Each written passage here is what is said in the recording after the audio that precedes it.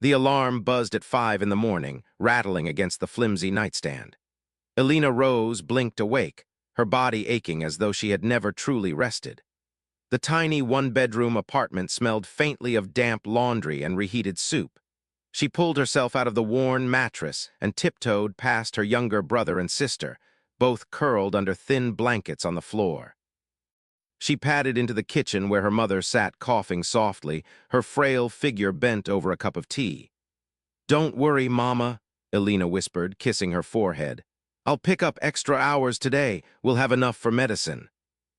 Her mother tried to smile, but worry shadowed her eyes. Elena had grown used to that look. At only 20, she carried responsibilities far beyond her years, working 2 jobs to keep food on the table while her dreams of college faded into the background. By 6, she was tying her apron at the small cafe on Main Street. The smell of burnt coffee beans filled the air as she took orders, cleaned tables, and forced polite smiles for customers who barely glanced her way. Tips were scarce, but she endured. In the afternoons, she switched uniforms and worked as a cleaner at Blackwood Enterprises, the tallest glass tower in the city and the empire of its infamous owner, billionaire Damien Blackwood. Everyone whispered about him, his ruthless business deals, his cold heart, his power to destroy competitors with a single phone call. Elena had never seen him up close, but his presence was everywhere in the building. Polished marble floors, endless mirrors, and security guards who treated her like invisible dust, all reminders of the world she didn't belong to. That evening, exhaustion made her clumsy. While polishing the conference room, she slipped and nearly dropped a tray of crystal glasses. A group of executives laughed as they passed, their voices dripping with mockery. "Careful, sweetheart," one sneered. "One mistake and you'll owe this company more than your life." Her cheeks burned, but she bit her tongue. She needed the job, no matter how humiliating. When the room emptied, she sat for a moment, staring out of the massive window at the city lights. Down below, everything seemed alive, cars buzzing, people laughing, restaurants glowing. But up here it was cold and sterile. For a fleeting second, she allowed herself to imagine a different life. One where she wore silk instead of second-hand uniforms, where her mother was healthy, and where she wasn't invisible. A sudden click of expensive shoes against marble snapped her back to reality.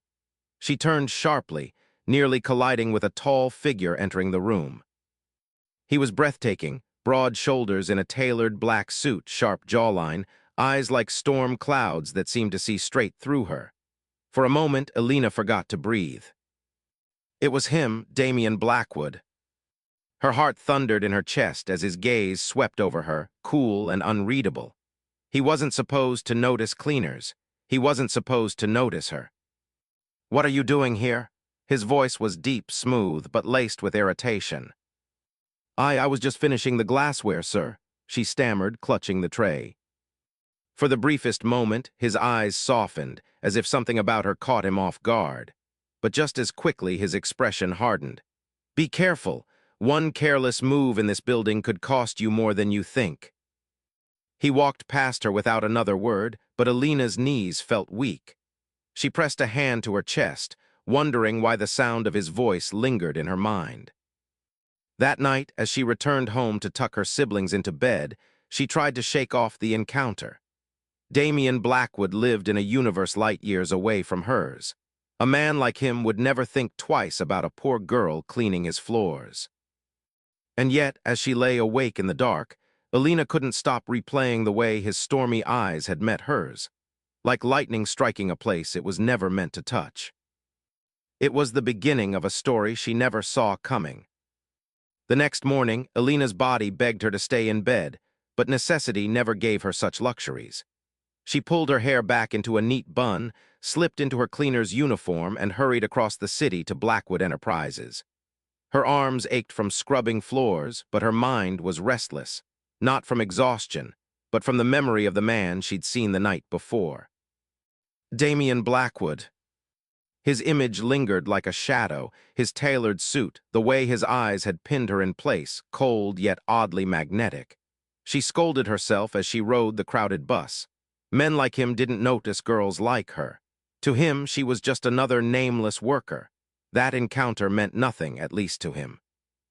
By noon, she was on her knees polishing the marble floor of the executive wing. It was quiet up here, hushed like a cathedral, with soft lights reflecting off gold-plated doors.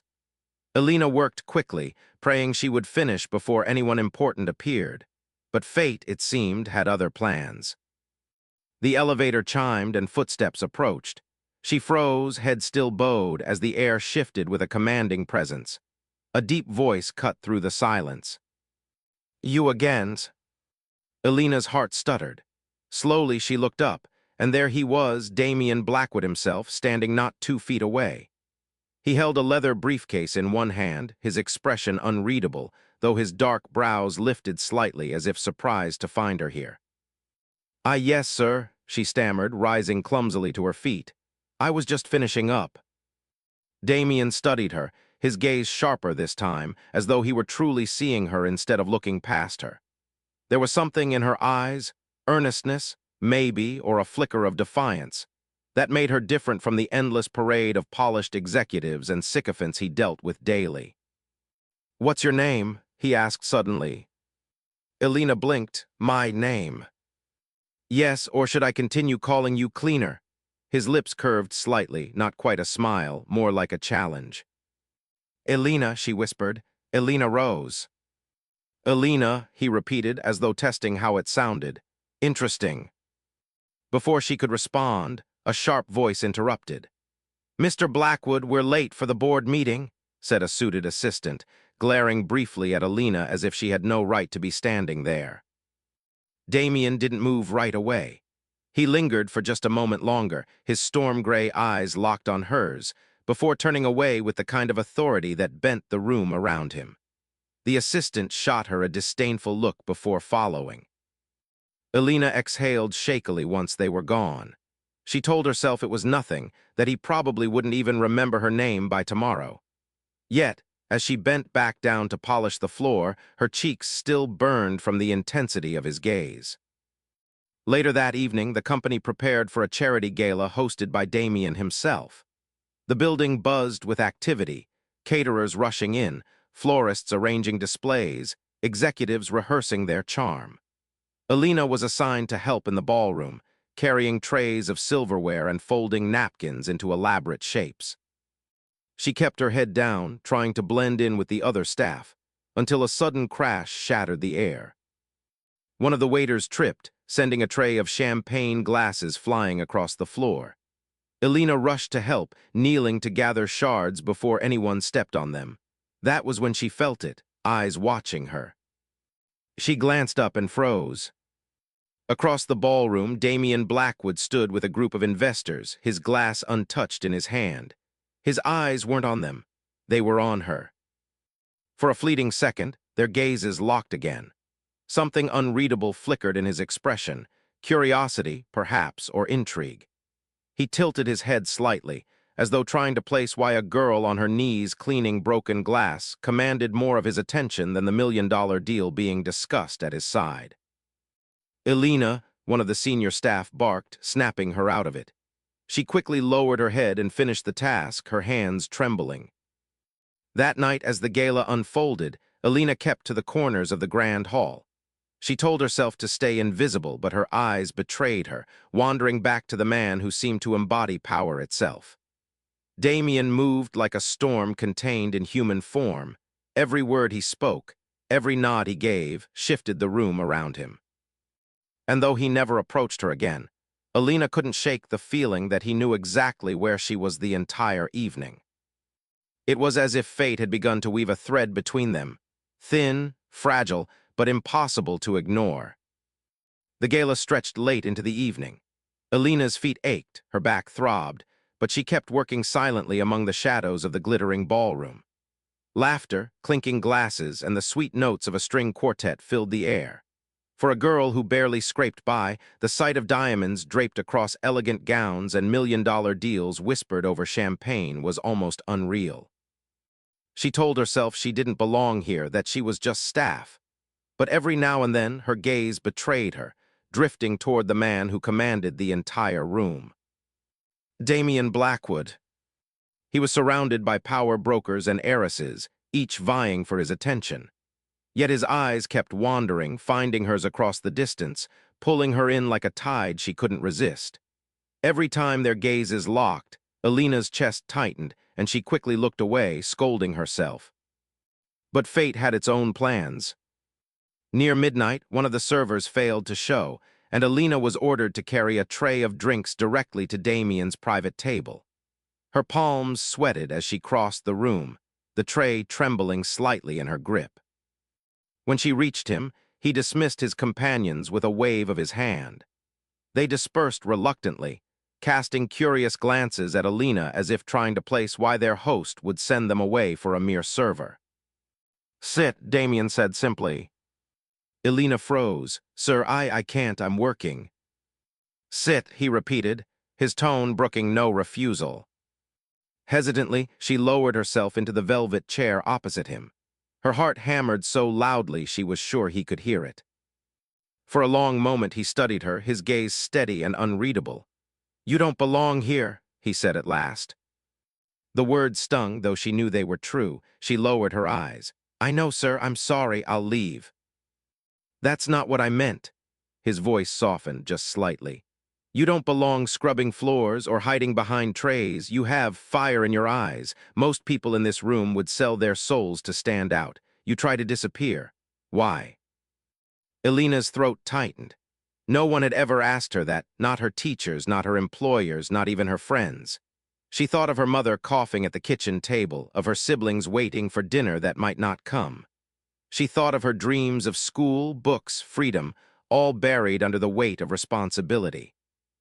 "Because blending in keeps me safe," she whispered at last. Damien leaned forward, his gaze darkening. "Safe doesn't always mean alive." The air between them grew heavy. Alina couldn't look away. There was something dangerous in his presence, yet something magnetic that drew her closer. For the first time in years, she felt truly seen. Minutes blurred into hours. The gala wound down, the music faded, but she remained at his side, talking softly. She told him small truths about her love for books, about how she dreamed of traveling.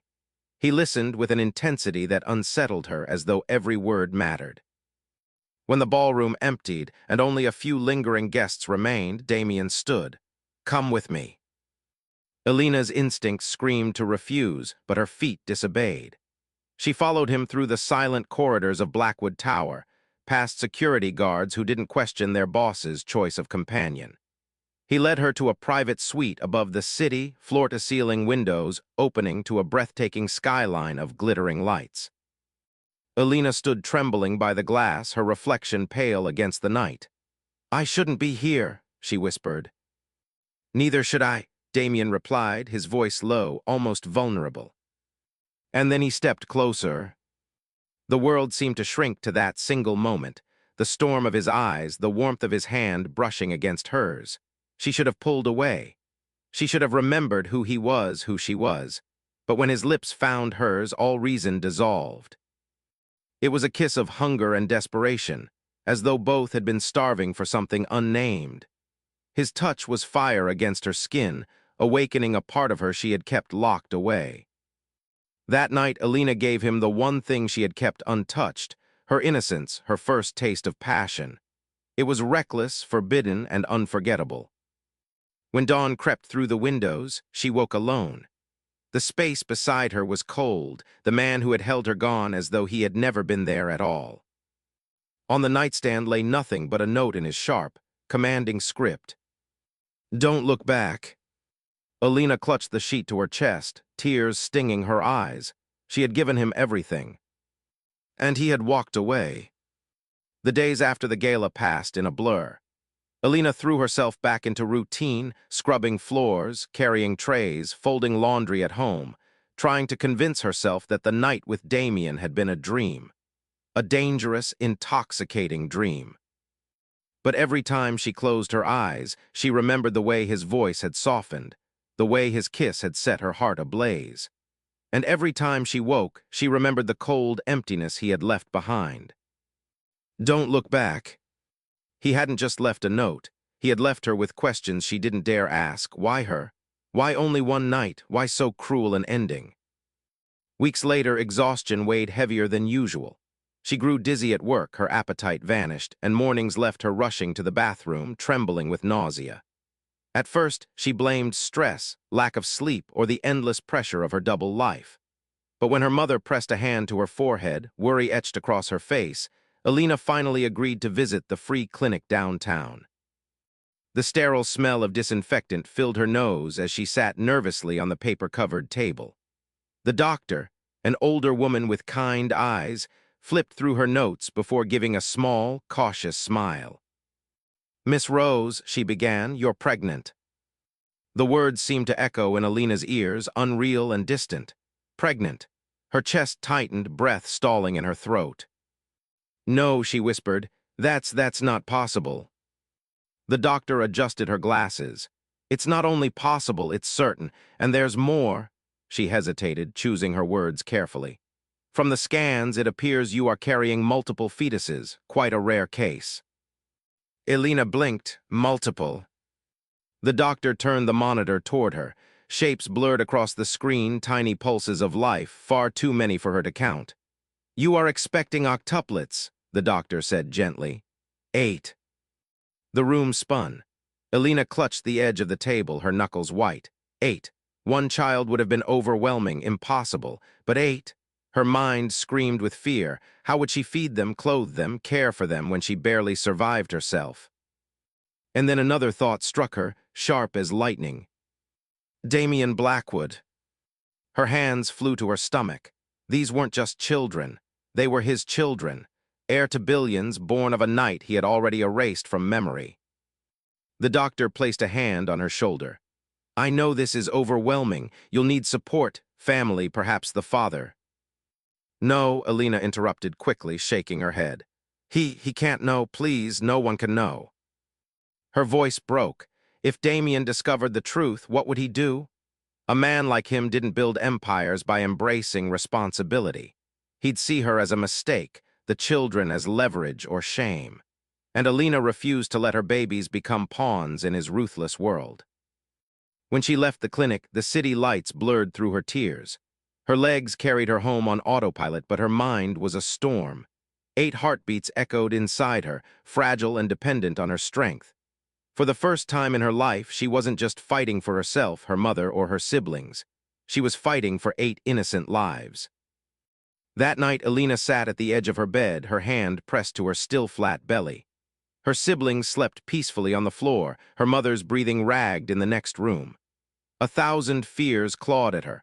Hospital bills, diapers, rent, the constant judgment of neighbors who would call her reckless. But beneath the fear was something unexpected. Resolve. "I'll protect you," she whispered into the quiet. "All of you, no matter what it takes."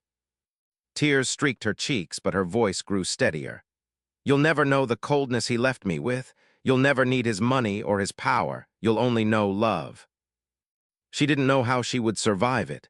She didn't know how she would provide. But as she lay down and curled around her secret, she felt the faintest spark of hope, 8 sparks of life that gave her reason to keep fighting.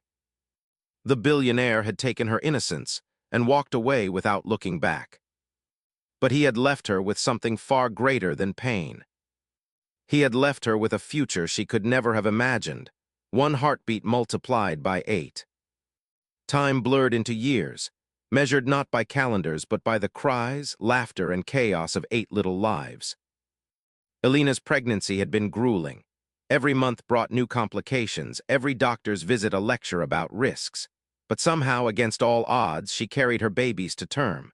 The day they were born, the world seemed to stop. The delivery room overflowed with nurses, doctors shouting instructions, monitors beeping wildly.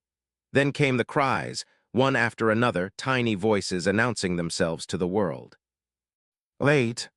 Exhausted and trembling, Alina had wept as each baby was placed near her, fragile yet miraculous. She had no diamonds, no luxury, no father standing proudly by her side, only her own fierce love, and that was enough. Raising them was nothing short of a battlefield. Nights melted into dawns without sleep, bottles lined the kitchen counter like an assembly line, and diapers piled higher than she could keep up with. Neighbors gossiped, some pitying, others sneering, but Alina learned to ignore them. Her mother's health continued to waver, but she offered what help she could, singing lullabies when Alina's voice gave out. Years passed and the children grew, each one distinct, each one a piece of her heart. There was Ethan, the eldest by mere minutes, always protective of his siblings. Leela, with curious eyes that never stopped observing. Mason, mischievous and bold, forever climbing where he shouldn't. Ava, gentle and shy, clinging to Alina's skirt whenever strangers appeared. Noah, with a laugh that filled the whole apartment. Isla, stubborn and fiery, already arguing with anyone who challenged her. Caleb, dreamy and thoughtful, lost in stories Alina read to him. And Grace, the smallest, with a smile that could melt even the hardest hearts. Alina worked harder than ever, taking on sewing jobs at night, cleaning offices during the day, and selling handmade crafts when she could. The apartment was cramped, food often stretched thin, but somehow there was always enough love to fill the space. On evenings when exhaustion threatened to crush her, Alina would sit on the floor surrounded by her children, listening to their chatter, their giggles, their squabbles.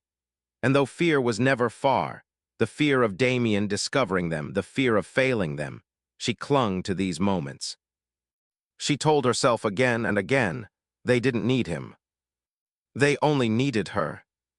But deep inside, a whisper haunted her.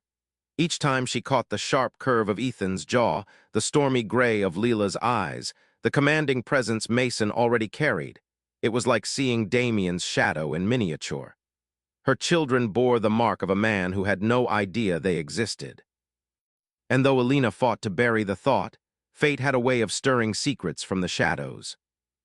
Because no matter how carefully she hid, the truth was waiting, ready to shatter the fragile world she had built. The city knew Damien Blackwood as a man who had everything. His face was on magazine covers, his name spoken with awe and envy in boardrooms across the globe. Blackwood Enterprises had spread its empire into real estate, technology, and finance, and Damien himself had become the very definition of power. Yet behind the skyscraper glass and the perfect suits, a quiet hollowness had taken root. Every morning he woke in his penthouse overlooking the skyline, the silence almost unbearable. No laughter, no voices, no warmth, just the echo of his own footsteps across polished marble floors. He told himself this was what he wanted. Success required sacrifice, and love was nothing more than distraction. He had sworn long ago never to let weakness control him. And yet, sometimes when the city grew still at night, his mind betrayed him. He remembered a pair of wide, earnest eyes, a nervous laugh, the trembling lips of a girl who had looked at him as though he was more than a machine of wealth. Alina. He had buried that memory beneath years of deals and signatures, but it resurfaced in flashes, her voice, soft and uncertain, confessing dreams she thought no one cared to hear. He had walked away from her. He had told himself she was just another fleeting night, but the emptiness he carried suggested otherwise. At the office, Damien's temper grew shorter. He snapped at executives, dismissed proposals without reading them, canceled meetings on whims. His assistant, a sharp young man named Carter, finally spoke up. "Sir, forgive me, but you've seemed restless lately. People are beginning to notice." Damien waved him off. "Restless isn't weakness, it's hunger, don't confuse the two." But even as he said it, the words rang hollow. One evening, at a charity banquet, Damien caught sight of something that made his chest tighten. A young woman passed by, holding the hand of a small boy with storm-gray eyes, his own eyes. For an instant, Damien's breath caught, but when he looked again, they were gone, swallowed into the crowd. It unsettled him deeply. He drank more that night than usual, though liquor did little to numb him. His dreams tormented him with visions of children, running, laughing, faces that bore fragments of his own. He woke drenched in sweat, angry at himself for even entertaining the thought. He told himself he didn't need heirs, he didn't need family. His empire was his legacy. But in the weeks that followed, whispers began to circulate through his social circles. About a young woman struggling in the poorer side of the city. About the impossible sight of her juggling not one, not two, but 8 children. At first, Damien dismissed it. Gossip had never concerned him. But then, during a rare walk through the crowded marketplace, where he went in search of authenticity, as his PR team called it, he saw her. Elena. She stood near a fruit stall, her hair pulled back, her clothes simple but clean. Around her, children clung to her skirt, darted between her legs, laughed at one another's games. 8 of them. Damien's world stilled. The noise of the market, the calls of vendors, the traffic in the distance, all of it faded into silence. His eyes locked on the children, studying their faces. And one by one, he saw it. The curve of his jawline, the shape of his eyes, the intensity of his gaze mirrored in miniature. It was impossible, and yet it was undeniable. For the first time in years, Damien Blackwood felt something he couldn't name. Shock, fear, awe, regret. And a single thought thundered in his mind. Their mind. The marketplace encounter haunted Damien for days. He tried to bury himself in work, drowning in numbers and contracts, but the images replayed in his mind. 8 children, each carrying pieces of him he could not deny. His rational brain screamed for proof, DNA tests, records, logic, but his instincts whispered the truth he already knew. They were his, and she had kept them hidden. By the end of the week, his patience had shattered. Damien's black town car pulled into the narrow street where Elena lived. His driver hesitated. "Sir, this isn't." "Wait here," Damien snapped, stepping out before the man could finish. The neighborhood was nothing like the polished world Damien belonged to. Cracked sidewalks, peeling paint on doors, children's chalk drawings fading under layers of dust. He climbed the creaking stairs to a weathered apartment door and knocked sharply. When Elena opened it, her breath caught. For a moment, the years melted away. He looked the same, impossibly tall, impeccably dressed, eyes like thunderclouds. But there was something new in them, something raw, unsettled. "Damien," she whispered, her voice trembling. "Elena," his tone was clipped, controlled, but his eyes betrayed storm beneath steel. "We need to talk." Before she could protest, he stepped inside. The apartment was small, cramped with mismatched furniture and the chaos of children's toys. Damien's gaze swept the room and landed on them. 8 little faces peered up at him, some hiding behind Elena's skirt, others staring boldly at the stranger in their home. The air left his lungs. He saw himself in each of them, his jaw, his eyes, even the stubborn tilt of one boy's chin. It was undeniable. "They're mine." His voice cracked with certainty, no room for question. Elena's eyes flashed with panic. She gathered the children behind her like a protective shield. "No, Damien, leave. You don't belong here." "Don't lie to me," he growled, stepping closer. "I see it. In their faces, their eyes, they're mine." Her lips trembled. She tried to speak, but the words broke apart in her throat. Finally, tears spilled down her cheeks. "Yes," she whispered, "they're yours." The admission hit Damien harder than any business loss ever had. He staggered back a step, staring at her in disbelief. 8 children, and you never told me." "What was I supposed to do?" Elena shot back, her voice sharp now, trembling with years of buried pain. "March into your glass tower and announce that the billionaire has 8 heirs. You left me, Damien. You didn't look back. You didn't want me or what we had." His chest tightened. He remembered the note, the cruel finality of it. He had thought he was protecting her from the coldness of his world, but in truth, he had abandoned her. "Elena," his voice softened. "Why didn't you come to me? I would have." "You would have what?" She cut in, her anger blazing. "Paid me off, taken them away, turned my children into pawns for your empire." The children stirred behind her, confused and restless. One of the boys, Ethan, stepped forward, his chin lifted with uncanny authority for his age. "Mama, who is he?" Elena's throat closed. She looked at Damien, then at the 8 pairs of eyes staring up at her. The truth had slipped free, and there was no putting it back. Her voice broke. "He's your father." Gasps rippled through the children. Some looked stunned, others skeptical. Little Grace clutched Elena's skirt tighter while Mason boldly asked, "If you're our dad, where have you been?" Damien's heart twisted. He, who could command boardrooms and strike fear into rivals, found himself powerless before the questioning eyes of children who bore his blood. "I didn't know," he admitted, his voice unsteady. "But now that I do, I won't walk away again."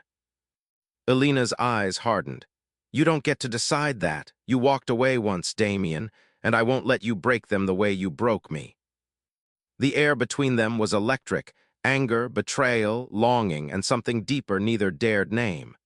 Damien wanted to argue, to demand, to assert the control he held over everything else in his life. But for once, he couldn't. Because for the first time, the empire he thought was his greatest achievement seemed meaningless. Here, in this tiny apartment, stood the only legacy that mattered. 8 children, his children, and the woman he had never stopped remembering. The revelation clung to the air like thunder after a storm.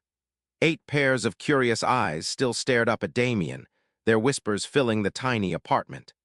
Elena herded them gently toward the bedroom, whispering reassurances until the door closed and silence fell between her and Damien once again. He turned to her, his jaw tight, his hands clenched at his sides. "You had no right to keep them from me." Elena folded her arms, her posture steady though her heart pounded. "And you had no right to abandon me in the first place." Damien's composure cracked. "I didn't abandon you, Elena. I thought I was protecting you. My world, it isn't safe. It devours people. I didn't want you hurt." Her laugh was bitter. "And yet I was hurt anyway. I had to raise 8 children alone, Damien. Do you know what that means? Nights without sleep, days when food ran short, doctor's bills I couldn't pay. Do you think your so-called protection helped me then?" He flinched at her words. Guilt gnawed at him, but his pride resisted. "They're my children too. You can't erase that. I have resources, power, that could give them the life they deserve." "The life you think they deserve," Elena shot back. "Money doesn't raise children, Damien. Love does, sacrifice does, and those are things you've never known how to give." For a moment his mask slipped and she saw the flicker of pain in his eyes, but then the steel returned. "I won't let you hide them from me again. I have lawyers, influence, authority. If you force me, I'll take this to court. The Blackwood heirs belong with me." Her breath caught. The threat wasn't idle. She knew he had the power to crush her in legal battles. Still, her voice didn't waver. "You may own skyscrapers, Damien, but you don't own them. They are not trophies for your empire. They're children, my children, who know nothing of your world." His frustration boiled over. "They are our children, Elena. You think I'll stand by while they grow up in poverty, deprived of everything I can give them? No, I will fight for them." Tears stung her eyes, but she refused to let them fall. "And what if they don't need your riches? What if they need stability? A father who doesn't walk away when things get hard? Can you promise them that, Damien?" The question sliced deeper than he expected. For years, he had thrived on certainty. Every business decision was calculated, every risk weighed. But standing here with Elena's fire burning in her gaze, he found no easy answer. The bedroom door creaked open, and little Grace peeked out, clutching a stuffed rabbit.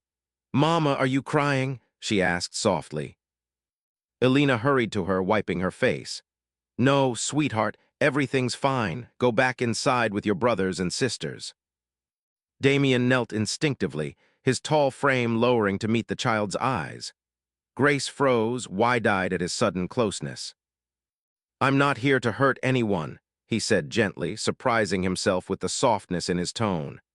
I didn't know about you, about any of you." Grace tilted her head, studying him. "Are you really our dad?"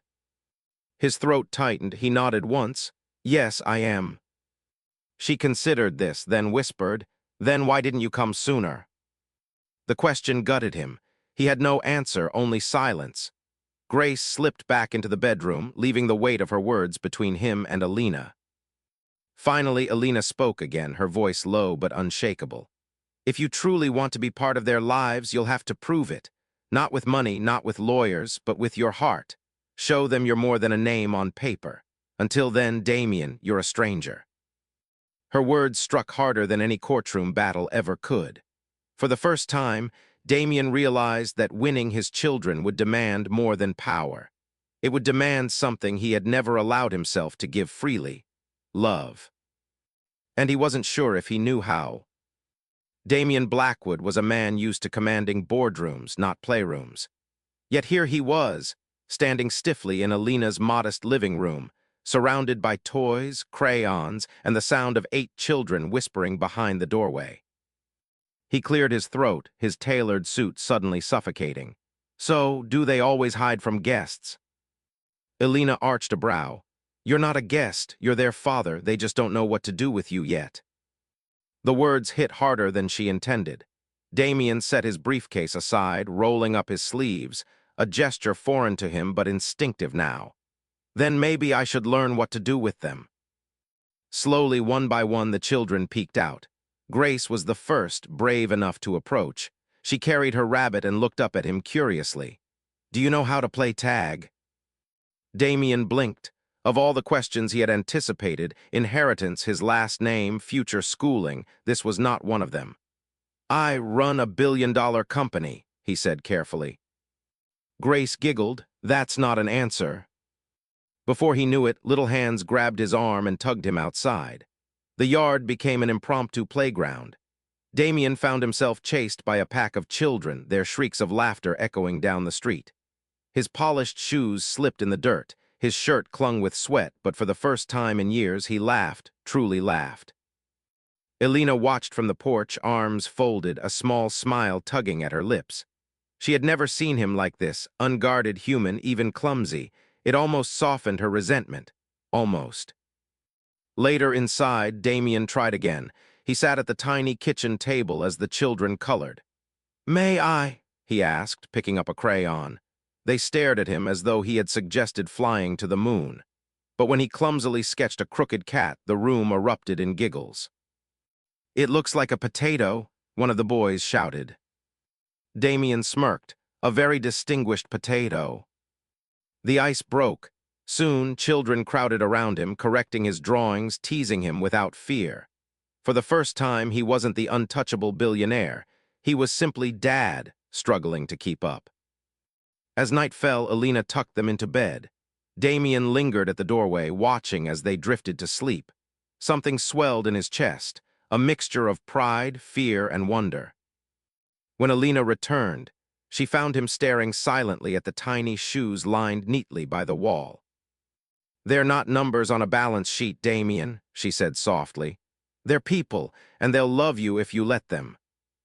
He turned to her, his voice lower than she'd ever heard. I don't know how to be what they need. Alina studied him, her anger tempered by the vulnerability in his eyes. Then start by being here. That's more than you ever gave before. For once, Damien didn't argue. The days that followed felt strange to Alina, strange and unsettling. Damien Blackwood, the man who once vanished without explanation, was now in her kitchen nearly every evening. He still arrived in tailored suits, still carried the sharp aura of wealth and authority, but something had shifted. Instead of taking calls the moment his phone buzzed, he silenced it when the children pulled him toward a game. Instead of speaking in clipped tones, he was learning to laugh. And Alina hated how much she noticed. On Thursday, she found him sitting on the floor surrounded by a fortress of couch cushions and plastic swords. The Octuplets had declared him the Dragon King, and he was growling dramatically as they launched their attack. His deep voice filled the small apartment, but there was no menace in it, only joy. When he caught her watching from the hallway, his eyes locked with hers. For a fleeting second, it was as though time had rewound to years ago, before the betrayal, before the heartbreak. Later that evening, after the children had collapsed in a heap of giggles and dreams, Alina entered the kitchen to find Damien washing dishes. The sight stopped her cold. You don't know how to do that, she said flatly. He glanced at her over his shoulder, suds clinging to his hands. I'm learning. She folded her arms, masking the pang in her chest. Why now? Why try so hard all of a sudden? Damien's hands stilled. He set a plate aside, then turned to face her fully. His voice was steady but low. Because every time I see them, I see what I missed, and every time I see you, I realize what I threw away. Her breath caught. She had braced herself for excuses, for arrogance, but not honesty. Don't, she whispered. Don't say things like that. I've built walls around myself for a reason. He stepped closer, slow, cautious, as if afraid she might bolt. Elena, I know I don't deserve forgiveness, but when I look at you, it's not just regret. It's want. It's need. It never went away. The tension between them thickened, pulling her in despite every warning in her head. Memories rushed back, the heat of his touch, the promises whispered under starlight, the night that had changed everything. She turned away quickly, gripping the counter. You left me once, Damien. What's to stop you from doing it again? Silence stretched, heavy and raw. Then he said quietly, This time I have something worth staying for, 8 little reasons, and the one woman I've never stopped loving. Her heart twisted. She wanted to hate him for his words, but the ache in his tone made it impossible. She felt the walls she had built begin to tremble.